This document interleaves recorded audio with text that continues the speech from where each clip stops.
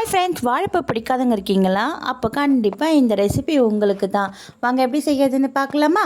அரை கப் பருப்பை வாஷ் பண்ணி குக்கரில் சேர்த்துருக்கேன். இது கூட தேவையான அளவு தண்ணி, 1/4 ஸ்பூன் மிளகு, 1/4 ஸ்பூன் சீரகம், 2 பச்சை மிளகாய் சேர்த்துருக்கேன். நீங்கள் காரத்துக்கு ஏற்ற மாதிரி சேர்த்துக்கோங்க. 3 பல் பூண்டு, பொடியை நறுக்கின வெங்காயம், தக்காளி இதில் சேர்த்துக்கலாம். ஆல்ரெடி கட் பண்ணி வச்சுருந்த வாழைப்பூவை தண்ணியில் போட்டு வச்சுருக்கேன் கருகாமல் இருக்கிறதுக்கு. இதையும் நம்ம குக்கரில் சேர்த்துக்கலாம். இப்போ கொஞ்சமாக மஞ்சத்தூள் சேர்த்துட்டு கொஞ்சம் பெருங்காயத்தூளும் சேர்த்துட்டு நல்லா மிக்ஸ் பண்ணிக்கலாம். நான் ஆல்ரெடியே ஸ்டவ்வும் ஆன் பண்ணி வச்சுருக்கேன். இப்போ நம்ம அதை மூடி போட்டு ஒரு 3 விசில் விட்ட போதும் சூப்பராக ரெடி ஆகிடும். இது அப்படியே கரண்டிலேயே மசிச்சு விட்டுக்கலாம். இப்போது தேவையான அளவு உப்பு சேர்த்துட்டு 2 ஸ்பூன் துருவின தேங்காயும் சேர்த்துட்டு நல்லா மிக்ஸ் பண்ணிவிட்டு தாளிப்புக்கு கடுகு, உளுத்தம்பருப்பு, சீரகம் போட்டு தாளிச்சிட்டு அப்படியே இந்த கூட்டில் சேர்த்துட்டிங்கன்னா மணமணக்கும் வாழைப்பூ கூட்டு ரெடி. கண்டிப்பாக ட்ரை பண்ணிவிட்டு எப்படி இருந்துச்சுன்னு கமெண்ட் பாக்ஸில் கமெண்ட் பண்ணுங்கள். மறக்காமல் நம்ம சேனலை லைக் பண்ணுங்கள், ஷேர் பண்ணுங்கள். நிறைய பேர் நம்ம சேனலை சப்ஸ்கிரைப் பண்ணாமல் பார்த்துட்டிங்க. Please subscribe my channel. Bye.